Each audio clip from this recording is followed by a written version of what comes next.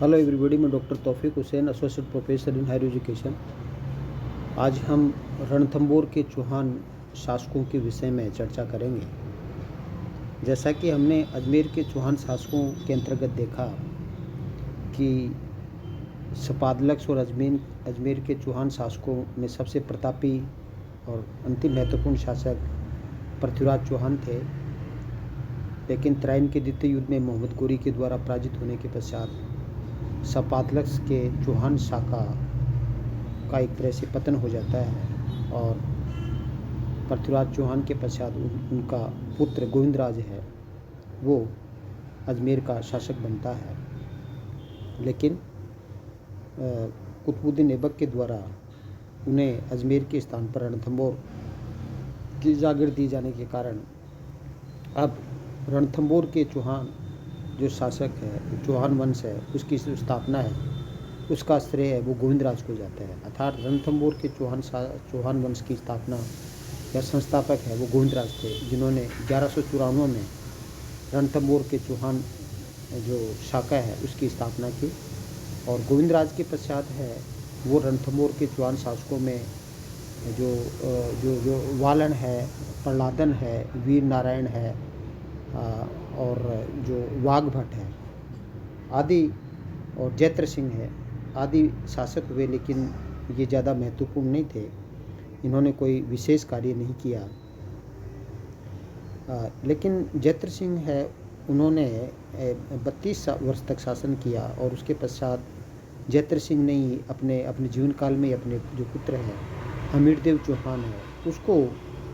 अपना उत्तराधिकारी घोषित किया। तो रणथंभौर के चौहान शासकों में सबसे जो प्रतापी शासक है वो हमीरदेव चौहान को माना जाता है। तो हमीरदेव जो चौहान है उन्होंने अपने 1282 से लेकर के 1301 तक है वो रणथंभौर की चौहान शाखा है उस पर शासन किया और उसके साथ ही उनकी मृत्यु के साथ ही है वो रणथंभौर की चौहान शाखा है उसका पतन हो जाता है। तो रणथंभौर की चौहान शाखा का सबसे जो प्रतापी शासक था वो जो हमीरदेव चौहान है वो थे। तो हमीरदेव जो चौहान है उनको उन्होंने एक तो उनके जो पिता जैत्र सिंह है उन्होंने 32 वर्ष शासन किया था, इसलिए उनकी स्मृति में रणथंभौर में जैत्र सिंह है वो 32 खंबरों की जो छतरी है उसका निर्माण करते हैं, जिसको न्याय की छतरी है वो कहा जाता है। जैत्र सिंह जो हमीरदेव चौहान है वो जो जो को विरासत में जो चौहान साम्राज्य मिला वो काफ़ी छोटा था और वह उस साम्राज्य से वो संतुष्ट नहीं था, इसलिए वो अपने साम्राज्य का विस्तार करना चाहते थे। और इसलिए हमीरदेव चौहान ने जो दिग्विजय की नीति का पालन करते हुए सर्वप्रथम जो भीमरस है पर वो आक्रमण करते हैं और अर्जुन को पराजित कर देते हैं। उसके पश्चात धार के शासक भोज परमार को पराजित करते हैं, चित्तौड़गढ़ पर आक्रमण करके समर सिंह को वो पराजित कर देते हैं, आबू के शासक है वो प्रताप सिंह को पराजित कर देते हैं। तो इस प्रकार जो हमीरदेव चौहान के विषय में ये कहा जाता है या उल्लेख मिलता है कि हमीरदेव जो चौहान है उन्होंने एक प्रकार से आबू है, काठियावाड़ है, पुष्कर है, चंपा है, धार है आदि जो राज्य हैं उनको अपने अधीनता में लाने के लिए बाध्य किया और जो चित्तौड़गढ़ के समर सिंह है उसको भी उन्होंने पराजित किया। और इस तरह से हम कह सकते हैं कि उन्होंने जो हमीरदेव चौहान है उसने एक विशाल साम्राज्य है उसकी स्थापना की, अर्थात अपने साम्राज्य का विस्तार किया। और इस अवसर पर उन्होंने जो कोटियजन यज्ञ है उसका आयोजन किया, जिसको एक प्रकार से अश्वमेध यज्ञ है भी कहा जा सकता है। तो इस पर अश्वमेध यज्ञ का है वो आयोजन किया। तो हमीरदेव चौहान है उन्होंने एक जो विशाल साम्राज्य है अपने साम्राज्य को जो विस्तृत करने में महत्वपूर्ण भूमिका अदा की, एक विशाल साम्राज्य है उसकी स्थापना की। हमीरदेव चौहान है वो उसके विषय में जानकारी के अनेक स्रोत है वो हमें मिलते हैं। जैसे हम कह सकते हैं कि नैनचंद सूरी के द्वारा लिखा गया जो हमीर महाकाव्य है और चंद्रशेखर के द्वारा रचित है हमीर हट है, चंद्रशेखर के द्वारा रचित सुरजन चरित्र है, जो आपका जयचंद सूरी के द्वारा रचित हमीर मदमर्दन है, और जो जोधराज के द्वारा रचित हमीर रासो है, और अमृत कलाश के द्वारा रचित हमीर बंदन है, और जो अमीर खुसरो है उसकी जो खजानुल फतू है, मुफलल फतू है जैसी रचना है, जियाउद्दीन बर्दनी की जो एक प्रकार से तारीख़ फ़िरोज़शाही है, आदि बहुत से साक्ष्य हैं जिनके द्वारा है, जिनके माध्यम से हैं वो जो रणथंभौर के प्रतापी जो शासक हमीरदेव है उनके विषय में है वो हमें जानकारी प्राप्त होती है। तो हमीरदेव चौहान है वो एक प्रकार से चौहान साम्राज्य का विस्तार करना चाहता था, और मुस्लिम आक्रमणकारियों से रणथंभौर की है वो रक्षा करना चाहता था, और इसी उद्देश्य के लिए जैसे कि मैंने आपको बताया कि उन्होंने सर्वप्रथम दिग्विजय की नीति है उसका पालन किया और अपने साम्राज्य का विस्तार किया। हमीरदेव चौहान के समय में जो मुस्लिम आक्रमणकारी थे, जो मुस्लिम जो शासक थे जिनसे उनका जो संघर्ष हुआ, उसमें उनके समकालीन जलालुद्दीन खिलजी वंश के जो शासक जलालुद्दीन खिलजी और अलाउद्दीन खिलजी थे। उनके जो अलाउद्दीन खिलजी है वो थे। तो सर्वप्रथम जो जलालुद्दीन खिलजी है उसने एक प्रकार से हम कहें कि जो रणथंभौर है उस पर जो आक्रमण किया, और जलालुद्दीन खिलजी ने 1290 से 1296 के बीच में है वो दिल्ली पर शासन किया। उस समय दिल्ली के शासक जलालुद्दीन खिलजी थे, और जलालुद्दीन खिलजी ने सर्वप्रथम है वो रणथंभौर के दुर्ग पर अधिकार करने के लिए, रणथंभौर के दुर्ग के पास एक जहाइन का दुर्ग था जिसको रणथंभौर के दुर्ग की कुंजी कहा जाता था, और उसने वहाँ पे आक्रमण किया। जहाइन पर वो अधिकार कर लिया। लेकिन जहाइन पर जो जलालुद्दीन खिलजी ने है वो जहाइन दुर्ग पर तो अधिकार कर लिया, और हमीर ने है इसके लिए है वो एक तरह से क्या है कि जहाइन के दुर्ग पर अधिकार करने के पश्चात वो एक प्रकार से जो अलाउद्दीन जो क्या कहना चाहिए जलालुद्दीन खिलजी है वो रणथंभौर के दुर्ग है उस पर घेरा डालता है। लेकिन हमीरदेव ने है अपने जो सेनापति गुरुदास सैनी है उसको भेजा, और एक प्रकार से रणथंभौर पर वह अधिकार है वो जलालुद्दीन खिलजी वो नहीं कर सका, और एक प्रकार से क्या है कि जलालुद्दीन खिलजी उसने एक बार जो रणथंभौर के दुर्ग पर वो आक्रमण किया था। 1191 और 1192 है वो 2 बार है वो एक प्रकार से रणथंभौर की जो दुर्ग है उस पर जलालुद्दीन खिलजी ने आक्रमण किया। लेकिन दोनों बारी है वो अमीर देव है वो उसके आक्रमणों को असफल कर देता है, और ऐसी स्थिति के अंदर क्या है कि जलालुद्दीन खिलजी है अपने फ्रस्ट्रेशन को मिटाने के लिए है वो कहता है कि रणथंभौर जैसे 10 दुर्गों को मेरे जो एक मुस्लिम सैनिकों की एक बाल के बराबर भी है वो महत्व नहीं देता मैं। तो इस तरह से जलालुद्दीन खिलजी है वो एक प्रकार से है वो रणथंभौर की जो दुर्ग है उसकी जो असफलता है उस असफलता के फ्रस्ट्रेशन वश है वो ये कहता है कि मैं ऐसे 10 लोगों को भी मैं मुसलमान के एक बाल के बराबर वो महत्व नहीं देता। तो इस प्रकार क्या है कि जलालुद्दीन खिलजी है कि ये जो अभियान है उसके विषय के अंदर वो जो कि जलालुद्दीन खिलजी ने रणथंभौर का एक असफल अभियान किया, उसको अमीर खुसरो की जो मिफला उल फतू है उससे हमें ये जानकारी वो मिलती है। तो मिफला उल फतू के अंदर हमें ये जानकारी मिलती है कि जो हमीरदेव चौहान है उसने जलालुद्दीन खिलजी के आक्रमणों को वो विफल कर दिया। तो हम कह सकते हैं कि जलालुद्दीन खिलजी के पश्चात है वो जो अलाउद्दीन खिलजी है उसने एक प्रकार से है वो दिल्ली की गद्दी संभाली, और अलाउद्दीन खिलजी जैसा कि आप जानते हैं कि एक साम्राज्यवादी शासक था, और दूसरी ओर है हमीरदेव चौहान भी है वो साम्राज्यवादी शासक था। हमीरदेव चौहान ने कुल 17 युद्ध लड़े, लेकिन 16 युद्ध के अंदर विजय रहा, और अंतिम एक युद्ध के अंदर है वो अलाउद्दीन खिलजी से वो पराजित होकर के वो वीरगति को वो प्राप्त हो गया। तो कहने का मतलब ये है कि हमीरदेव चौहान और अलाउद्दीन खिलजी के मध्य है वो युद्ध होते हैं, और इसमें जो अलाउद्दीन खिलजी है और हमीरदेव चौहान के बीच में जो युद्ध है उसका जो प्रमुख कारण ये माना जाता है कि हमीरदेव चौहान है वो एक कर देना है वो अलाउद्दीन खिलजी को कर देने से मना कर देता है, और इसके साथ साथ क्या है कि इसका कारण ये भी माना जाता है कि अलाउद्दीन खिलजी का जो मंगोल नेता जो मोहम्मद शाह है और केहब्रू है उसको एक तरह से क्या है कि हमीरदेव चौहान वो शरण दे देता है। क्योंकि जैसा कि आप जानते हैं कि अलाउद्दीन खिलजी ने जो गुजरात अभियान किया उसमें उलुग खां, नुसरत खां उसके दो सेनापति थे, और उसके साथ ये मोहम्मद शाह और केबरू है, ये भी जो मंगोल है ये उनके साथ थे। लेकिन धन के बंटवारे, युद्ध में लुटे हुए माल के बंटवारे को लेकर के है, वो उनके बीच में है, वो मनमुटाव होता है। और ऐसी स्थिति के अंदर है वो मोहम्मद शाह और केबरू है, जो कि एक प्रकार से जो मंगोल नेता थे, जो कि अलाउद्दीन खिलजी के मंगोल नेता थे, वो नाराज़ होकर के है वो हमीरदेव चौहान की शरण के अंदर वो चले जाते हैं। तो एक कारण ये माना जाता है, और बर्नी ये कहता है कि हमीर ने कर देने से मना कर दिया, जबकि हमीर हट है उसमें ये अलाउद्दीन खिलजी वो रणथंभौर पर आक्रमण करने का जो कारण ये मानता है कि अलाउद्दीन खिलजी की जो मराठा बेगम था चिमना है, उसका मोहम्मद शाह के साथ प्रेम प्रसंग था, और मोहम्मद शाह और जो चिमना बेगम और ये दोनों मिलकर के अलाउद्दीन खिलजी को मारना चाहते थे, लेकिन अलाउद्दीन खिलजी को इसकी जानकारी मिल गई। तो ऐसी स्थिति के अंदर क्या है कि मोहम्मद शाह को ख़त्म करने के लिए उसने रणथंभौर पर आक्रमण किया। तो इस तरह से क्या है कि हम ये कह सकते हैं कि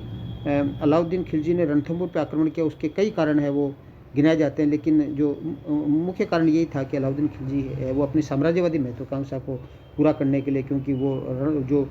मालवा है और गुजरात पर अधिकार करना चाहता था, और उसके लिए है वो रणथंभौर के दुर्ग पर वो अधिकार करना उसके लिए ज़रूरी था, और इसलिए उसने है वो हमीरदेव चौहान है उस पर है वो आक्रमण किया। तो हमीरदेव चौहान पर आक्रमण करने के लिए है वो जो अलाउद्दीन खिलजी है उसने अपने जो दो सेनापति हैं उलुग खां और नुसरत खां है, उसको उन्होंने भेजा। उलुग खां और नुसरत खां है उनको एक तरह से है वो भेजा, क्योंकि हमीर महाकाव्य के अंदर उल्लेख मिलता है कि जब अलाउद्दीन खिलजी ने इन मंगोल जो जो जो जो जो जो नेता थे मोहम्मद शाह और केहब्रू है, उसको लौटाने के लिए हमीरदेव को कार उसने जब मना कर दिया, तो ऐसी स्थिति के अंदर है वो अलाउद्दीन खिलजी ने 1299 में उलुग खां, अलप खां और नुसरत खां के नेतृत्व में एक बड़ी सेना रणथंभौर विजय के लिए भेजी, और उसने उस सेना के ने है बनास के किनारे पर है उसने एक तरह से वो पड़ाव डाला। और एक प्रकार से क्या है कि हमीर के जो सेनापति है इसमें जो भीम सिंह है और धर्म सिंह है उसको हमीरदेव ने भेजा, और बनास के पास जो हिंदुवाट है नामक स्थान पर दोनों के बीच के अंदर है वो 1299 में युद्ध होता है। और इस युद्ध के अंदर क्या है कि एक जो पत्थर है वो अलाउद्दीन खिलजी के सेनापति नुसरत खां पे लगता है, नुसरत खां मारा जाता है, और एक प्रकार से जो भीम सिंह है उसकी भी जो अलप खां है वो हत्या कर देता है, वो मारा जाता है। तो अमीर की देव की ओर से भीम सिंह है वो मारा जाता है, और अलाउद्दीन खिलजी की ओर से है वो नुसरत खां मारा जाता है। लेकिन हमीरदेव चौहान है वो भीम सिंह की हत्या के लिए है वो एक प्रकार से है वो धर्म सिंह को उत्तरदायी ठहराता है, और धर्म सिंह को दोषी ठहराते हुए है वो एक प्रकार से है वो भोज को है वो अपना मंत्री बना देता है, और धर्म सिंह है वो कैसे जैसे करके पुनः गद्दी प्राप्त कर लेता है। तो ऐसी स्थिति में जो भोज है वो अलाउद्दीन खिलजी की शरण में चला जाता है, और ऐसी स्थिति में जो भोज है जो कि हमीर का सेनापति था वो पूरे राज है वो अलाउद्दीन खिलजी को बता देता है। तो अलाउद्दीन खिलजी है वो एक प्रकार से क्या है कि जो जो जो जो एक जो क्या कहना चाहिए रणथंभौर का जो जहन नामक जो स्थान है उस पर जब उलुग खां और अलप खां है वो जब अधिकार कर लेते हैं, तो ऐसी स्थिति के अंदर क्या है कि जो हमीर है वो इन भीम सिंह और वो जो क्या कहना चाहिए धर्म सिंह को भेजता है, क्योंकि खुद है वो हमीर महाकाव्य के अंदर ये उल्लेख मिलता है कि खुद कोट यज्ञ है उसके अंदर व्यस्त था। इस कारण से वो अपने दोनों सेनापति भीम सिंह और धर्म सिंह को भेजता है। और जैसा कि मैंने बताया कि इस युद्ध के अंदर क्या है कि जो भीम सिंह है वो मारा जाता है, और ऐसी स्थिति के अंदर क्या है कि जब नुसरत खां मारा जाता है तो अलाउद्दीन खिलजी है वो एक प्रकार से है वो बड़ा क्रुद्ध होता है, और ऐसी स्थिति के अंदर क्या है कि वो जो जो जो क्या कहना चाहिए कि हमीर है वो दंडायक के पद पर वो रतिपाल को नियुक्त कर देता है। तो जब अलाउद्दीन खिलजी है उसको इसकी जानकारी मिली, तो ऐसी स्थिति में अलाउद्दीन शोंग है वो एक बहुत बड़ी सेना लेकर के है वो घटनास्थल पर वो उपस्थित होता है। और ऐसी स्थिति के अंदर क्या है कि जो अमीर खुसरो भी उस समय अलाउद्दीन खिलजी के साथ में था, और उसके जो खजानवी फतवा है उसके अंदर इस घटना का आंखों देखा जो वर्णन है वो मिलता है। और इसमें अब मीर खुसरो है ये विवेचन करता है खजानवी फतूह के अंदर की 1 वर्ष अलाउद्दीन खिलजी ने लगभग 1 वर्ष तक रणथंभौर के दुर्ग का घेरा डाले रखा, लेकिन उसे कोई सफलता नहीं मिली। और अंत में अलाउद्दीन खिलजी ने कूटनीतिक का सहारा लिया और अलाउद्दीन खिलजी ने अमीर के जो सेनापति रतिपाल और जो रणमल है उसको अपनी ओर मिला लिया। और अमीर के जो सेनानायक रतिपाल और रणमल है उससे संधि वार्ता चली और उसके अंतर्गत जो उनको ये आश्वासन दिया कि किला छीन करके अमीर से किला छीन कर रतिपाल को और रणमल को दे दिया जाएगा। तो ऐसी स्थिति के अंदर क्या है कि जो काफ़ी लंबे समय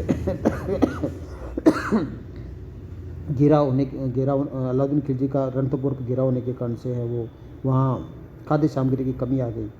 और ऐसी स्थिति के अंदर है वो जो हमीर देव चौहान है उसने साका किया और जो अमीर की रानी रंगदेवी है उसके नेतृत्व के अंदर वो जोहर किया गया राजस्थान का प्रथम जोहर है वो कहलाता है। और इसमें जो हमीर देव की जो पुत्री थी देवल रानी है वो पद्मला तालाब के अंदर कूद करके है वो अपनी अहलीला समाप्त करती है, जिसको इतिहासकार जल जोहर की संज्ञा देते हैं। इस प्रकार राजस्थान के अंदर पहला जो जोहर है जिसको कुछ इतिहासकार जल जोहर भी कहते हैं वो रणथंभौर के दुर्ग के अंदर होता है। और 11 जुलाई 1301 को रणथंभौर के दुर्ग पर अलाउद्दीन खिलजी का अधिकार हो जाता है। तो इस प्रकार अलाउद्दीन खिलजी है वो धोखे से है वो कूटनीति का सहारा लेते हुए है वो रणथंभौर के दुर्ग पर वो अधिकार करने के अंदर वो सफल हो जाता है। और रणथंभौर जो अलाउद्दीन जो हमीर देव है वो एक प्रकार से है वो इसमें उसकी जो अहलीला है एक वीरगति को है वो प्राप्त हो जाता है। तो इस प्रकार हम देखते हैं कि अलाउद्दीन खिलजी है वो 1301 पर यद्यपि जो रणथंभौर का दुर्ग है उस पर अधिकार करने में सफल हो जाता है और उसके पश्चात रणथंभौर को जीतकर अपने सेनापति है उलुग खा उसको वहाँ का प्रशासक नियुक्त कर देता है।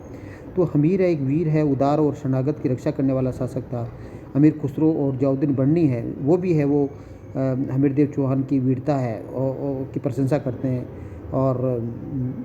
जो नेनचंद सूरी का हमीर महाकाव्य है, जोधराज का हमीर रासे है और हमीर रासो है और जो चंद्रशेखर का हमीर हट है उसमें हमीर की शौर्य गाथा का विवेचन मिलता है। और हमीर के विषय में एक दुआ भी प्रसिद्ध है जिसके अंतर्गत सिंह सवन सतपुरुष वचन कदली फलत इकबार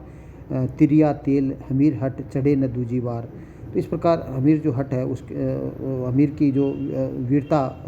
के अनेक किस्से हैं वो प्रचलित हैं। और हमीर के विषय में कहा जाता है कि उन्होंने 17 युद्ध लड़े जिसमें केवल एक युद्ध है 16 युद्धों का विजेता कहा जाता है। एक युद्ध के अंदर वो अलाउद्दीन खिलजी के द्वारा छल कपट से वो पराजित हो जाता है। तो इस प्रकार हम कह सकते हैं कि हमीर देव चौहान की मृत्यु के साथ ही है चौहानों की जो रणथंभौर शाखा है वो भी उसका भी एक प्रकार से वो अंत हो जाता है। तो जो चौहानों की रणथंभौर शाखा का जो सबसे प्रतापी शासक था हमीर देव चौहान वो वास्तव के अंदर है वो रणथंभौर शाखा का सबसे जो प्रतापी शासक था। और उसने किस प्रकार है वो शरणागत को जो शरण देने की जो परंपरा है वो जो राजपूतों की उसको उसने बनाए रखा और उसके लिए है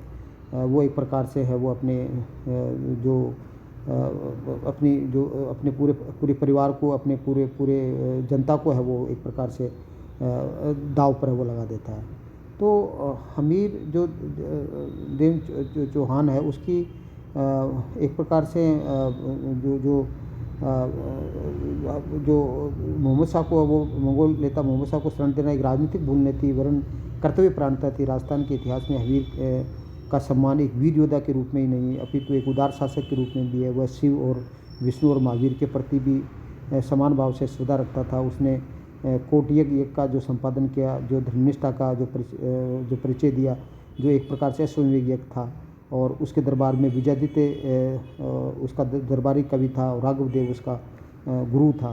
तो जो हमीर देव चौहान है उन्होंने अपने जो पिता है वो जैत्र सिंह या जय सिंह जिसको कहते हैं उसकी याद के अंदर 32 खंभों की छतरी बनाई जो कि न्याय की छतरी कहलाती है। और उसकी जो पुत्री है पद्मला उसने जो हमीरदेव ने अपनी पुत्री के नाम पर है, वो एक प्रकार से पद्मला जो तालाब है उसका निर्माण है वो करवाया। जो और इसके अलावा हमीर के दरबार में जो विजयादित्य नामक जो कवि रहता था, और प्रसिद्ध इतिहासकार जो दशरथ शर्मा जो अर्ली चौहान डायनेस्टी के अंदर लिखते हैं कि यद्यपि हमीर में कोई दोष उसमें कोई दोष भी थे, तो उसके वीरोचित युद्ध और वंश प्रतिष्ठा की रक्षा और मंगोल शरणागत की रक्षा के सामने वो नगण्य हो जाते हैं, क्योंकि निरंजन सूरी की रचना जो हमीर महाकाव्य है, और जो जो जो जो हमीर नारायण है, और जो हमीर रासो है जोधराज का, और जो जो जो हमीर बंधन है अमृत कैलाश का, और जो हमीर है चंद्रशेखर का, उसमें है वो हमीरदेव चौहान की है वो जो वीर गाथा है उसके बारे में हमें जानकारी मिलती है। तो इस प्रकार हम कह सकते हैं कि जो चौहानों की रणथंभौर शाखा का एक महत्वपूर्ण शासक था वो हमीरदेव चौहान था। Thank you. जय हिंद, जय भारत।